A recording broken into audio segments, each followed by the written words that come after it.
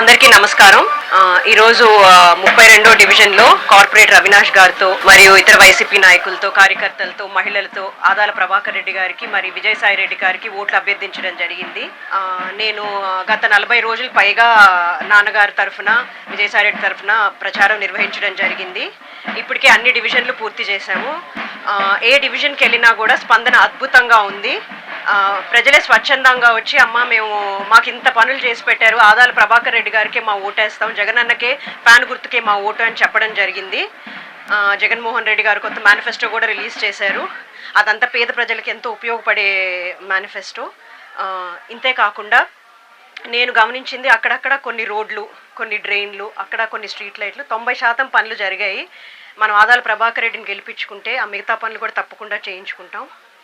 ఆదాల ప్రభాకర్ రెడ్డికి ఎందుకు ఓటు వేయకూడదంటే ఏ కారణం లేదు. ఎందుకు ఓటు వేయాలంటే చాలా కారణాలు ఉన్నాయి. మన కృష్ణపట్నం పోర్టు కానీ, రామాయపట్నం పోర్టు కానీ, నెల్లూరు జిల్లాలో ఫ్లైఓవర్ బ్రిడ్జి కానీ, ఇంకా ఇండస్ట్రీస్ కానీ, మన రూరల్ నియోజకవర్గంలో రోడ్లు కానీ, డ్రైన్లు కానీ, స్ట్రీట్ లైట్లు కానీ అన్నీ వేయించిన ఘనత ఆయనకే దక్కుతుంది. ఆయన 25 ఏళ్లగా రాజకీయ జీవితంలో ఎటువంటి మచ్చలేని నాయకుడు ఆదాల ప్రభాకర్ రెడ్డి. ఏ నియోజకవర్గంలో పనిచేసినా కూడా అది అభివృద్ధి చెందింది. కాబట్టి మనం అందరం ఆదాల ప్రభాకర్ రెడ్డి ఓటేసి గెలిపించుకుంటే అందరికీ సహాయం చేసే అవకాశం ఆయనకి ఇవ్వాలని నేను కోరుకుంటున్నాను. అలాగే విజయసాయి రెడ్డి గారిని ఎంపీగా గెలిపించుకొని మన జగనన్న ప్రభుత్వం మళ్ళీ ఏర్పాటయ్యేలా చూసుకోవాలని కోరుకుంటున్నాను.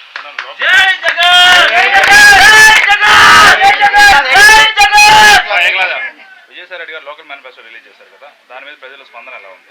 స్పందన అద్భుతంగా ఉందమ్మా. ఎందుకంటే విజయసాయి రెడ్డి గారు మనకి కేంద్రం నుంచి నిధులు కూడా తీసుకొచ్చే అవకాశం గట్టిగా ఉంది.